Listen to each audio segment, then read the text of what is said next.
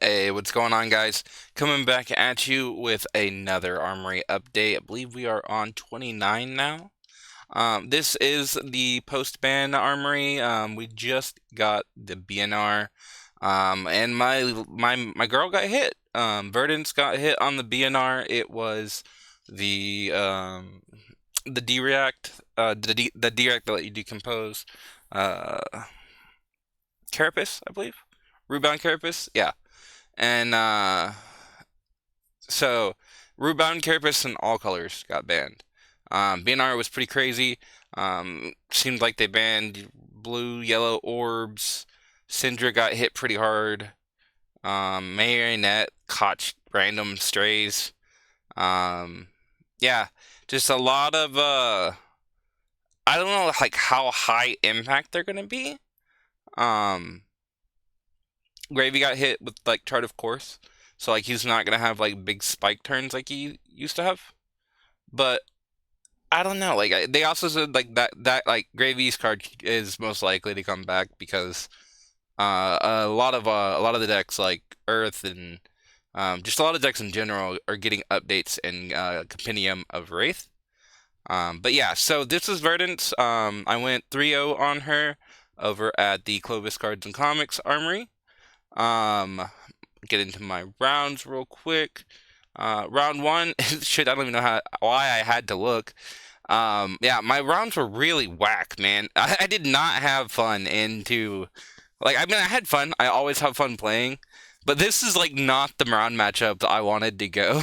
So my round one was Gravy, and I got that into round two being another Gravy. And I'm like, oh my God, dude, I do not have the consistency or reps to fight this Gravies. But I ended up taking them both. I ended up getting both games. The game one came down to the wire. I didn't take Waning Moon. Took the Surgeon Aethertide combo, where you use Surgeon Aethertide with like Tree and Arcane Bar. Um, because I was trying to just go full aggro. But he, so like getting him like I got him down to getting him down to 9 was damn near impossible. And then when I got him down to it was like by the time I got him down to like 6 or 4, I was already at 1. So I had to kill him for sure on the turn. Luckily cause like I just didn't have it for a long time. I sent 2 card 8s with I think they were literally Cadaveruses. I literally sent just 2 card 8s with Cadaverous. And yeah, to try to nick his health down and take his hand away from him until I could get something like an Emeritus, which I finally did. I got him down to 4. He had expended all his resources, and I had an Emeritus parked in the arsenal, and I blocked out. He made sure he had nothing in hand, and he had already used his dead threads and killed him at 4 with Emeritus. Um, was one of the more rougher games, especially considering I don't have very many reps at all in the gravy with Verdance. I don't think I even have one. After after that armory, I do have 2. But I do not have very. No, I do. I had one or two with Ari. Ari is our local gravy player usually, and he's been busy with work and stuff. But um, yeah, it's just a really rough matchup. But yeah, I ended up getting it. Shout out to first round's deck, Maze. Dude's name was Maze. He the gravy player. His deck was gorgeous. It had like gold foils of almost everything, and then it was like everything else was like full art cold foil. So shout out him. Really, really gorgeous deck. And then round two, we got into one round one, went into round two. Gravy again. Newer player named Brandon. Really awesome dude. Um, he is so new. He had no idea Chart even got banned. So he ripped Chart out of his deck, and I don't even know what he put in. I'm honestly not sure what he put in, Yeah, he said he ripped Chart out of his deck right before the tournament started. Um, Played him. He didn't end up seeing too many good. Like his hands just didn't line up. And he completely forgot AB existed. Which we corrected mid game. I let him go change his gear. Um, so he did end up having AB. But yeah, after like the first two turns, he was just like, "Yeah, dude, I completely forgot my AB," and I'm like, "Yeah, that's cool, man. You could put your AB on. I understand that. I've been there. I've had my AB and then just completely forgot to side it in against like yeah back when Viscerai was being played a lot, right? Like the AB one you need, and you're just like, oh crap, I forgot it. So naturally, just gonna let him have it. It was a fun game. I learned a lot playing into Gravies. I don't think the ban hit him bad. I don't think the ban hitting them is the reason why I won. I just think I ended up being able to execute my strategy. I was only ever killing a Sawbones. I'd never planned to kill any minion outside of Sawbones. I didn't care what they had on board or how many. It was just face. Because wizards aren't really that affected by chum. Um, so I'm just all my actions go straight at face, and I was usually blocking two, sending with two, and then when finally when he's down farther enough, go for kill. And then my round three was my brother, Dorinthia. Dorinthia was really interesting. He ran Decimator Axe into me, which was really interesting to play around. It pushed a lot more pressure. It's not his main build for Dorinthia. He was playing Dawnblade, but we had played earlier in the day, and he felt like the blocking was way too hard. Like Verdance still had with this list way too much blocking power. To play Dawnblade into her, so he played Decimator, and I do gotta say, like it was harder, and he pushed me down a lot further. So Dory with Decimator Axe is still really good. But yeah, got went undefeated there. Packed some cool stuff. Was a good time. Let's go ahead and look at the list here. We're playing the Alluvian. Is it Alluvian? Yeah, it's Alluvian Constellus. This is anything with AB. Bark skin for your chest. That's non-AB. Crown of Providence, Metacarpus nodes, Stonewall gauntlets, Storm Striders, Surgeon Aethertide, and Waning Moon. Burn Bar, Autumn's Touch, reds at 3. So that's something that you're not gonna see. I mean, you might see now people moving towards it. But my Earth list, or I've always had more Earth in this list due to I originally didn't have Bark Skin, and so I wanted to have the ability to decompose whenever the opportunity presented itself. So I made most of my deck Earth centric. So there was already a lot more Earth cards being used than most decks, right? But yeah, so three Burn Bar, 3 Autumn Touch red, 3 Cadaverous Tilling red. This card is the GOAT. I think, honestly, if I'm gonna change something, it's that I'm gonna be adding yellows of these. Maybe not 3, but you definitely want to see this card early to decompose for your first time. You want to be decomposing off of Cadaverous the first time pretty much every time. It is the maximum value, and like sending a Plow Under to get rid of Arsenal for 2 feels awful. Sending a Fell for 4 and getting rid of part of their hand, still not as bad. Still kind of sucks. But Cadaverous Tilling is just like the best now first decomposed target you can have. Because you're sending an 8 and then you're setting up your crown and your decomposed to be online whenever they present themselves. You're playing tree. I'm playing tree. I think tree's pretty needed right now. You want this into the gravy matchup. You want this into the like Valda matchups. You want our Guardian matchups. Jarl's becoming huge again. Fatigue Jarl. you definitely need things like this to get rid of over their 85. Because a lot of them will be playing the Arcanite Skullcap with AB2 or sometimes even AB3, so it'd be AB6. Um, E-Strike. I love E-Strike at 3. I think it's really like a glue piece for the deck. And then what I changed in my deck is I took out the uh Rootbound Carapaces and just put in Fates.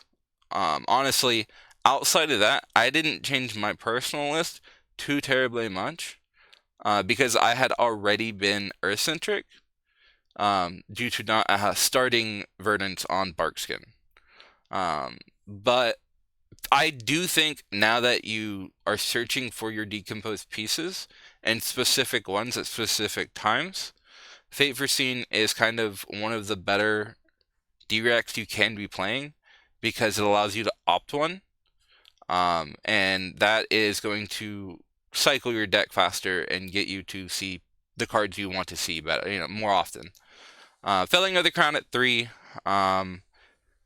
I thought about taking this out because again, it's not bad, but sending plowing under and felling for like when they're not online just feels really bad. That is why I'm tempted and still thinking about adding the yellow cadaveruses. Light up the leaves at 3. And then I still play Pulsing Aether and then Life. I think there's a lot of combo you can do with this card, especially if you're playing Surgent Aethertide. So I still really enjoyed the Pulsing Aether Life card. I think I mean, one, it's a block 3 Earth. Two, it's still arcane damage that they're gonna have to deal with. And it's at the you can bait CNCs with it and gain a life. It's just I don't know. I still really enjoy this card. I have never taken this out of my list. I've always played with pulsing Aether Life. I really think a 1 for 4 arcane is super strong, especially when you can follow it up with the Waning Moon. Scar for a Scar, I still think is one of the strongest cards in this deck. 0 for 4 is just strong. That's you're basically sending a Guardian Hammer, right? Most of my scars went into Sawbones because I didn't want them to be able to, and I specifically waited for my scars because I didn't want them to be able to Sawbone some damage away off of it, and then I didn't want them to be able to use that one card where they can neg by 1. So essentially making it to where it doesn't kill the Sawbones. Scar for a Scar is just a for sure kill. And then Shelter and Sink Below. I had originally been playing these. Fate would be the new one. It's just if you're playing tempo like this, usually you're just trying to have a decent block turn, and having a 4 block with some type of text on it is good. Honestly, Shelter can be pretty much anything in this format. You don't really need Shelter in this format. It helps a lot against Syndra, but with the Syndra nerf, I don't know how oppressive she's gonna be. So, honestly, like if you don't have your shelters, you could do like Oasis Respites in this spot and probably still be just fine. If you're wanting more just block 4 in general, you can do there's a generic block 4, I forget, that can like look on it's called like Looking on the Horizon or something, that came out in the high seas, and it's just a block 4 that lets you opt. It's not a D-React, but it's still a block 4. And more often than not, you're just wanting to cover up 4 damage. So that's still a good option. Plow Under at 3, the Rampant Growth Life at 3, Ring of Roses at 1. Oh man, I heard a rumor that this was originally not a legendary, and it was just a Verdant spec. And I was like, oh dude, if I could have 3 Ring of Roses, that'd be crazy. Arcane Twinning at 3, Autumn's Touch Blues at 3. Again, I want to be as Earth-centric as possible, so I added as many Earth block 3s as I could. Emeritus Scolding at 3, still really crucial to kill on their turn with Striders. Everbloom Life. at 3. And then Evergreen Blue, you're just playing the one of. This is your anti-fatigue strategy, basically. Yeah, just when you play it from your arsenal, you get to put it on the bottom of your deck when the chain closes. So Evergreen's pretty good for fatigue strats, anti-fatigue strats. Fruits of the Forest Blue, healing pot blue. Obviously, if there was rainbow healing pots, that'd be kind of cool. Heartbeat of Candlehold at 3. Photon Splicing, it's still at 2. I don't know. You could play this at 3. Like, if you want to take down Scour, Ripple Away, you could definitely play Photon Splicing at 3.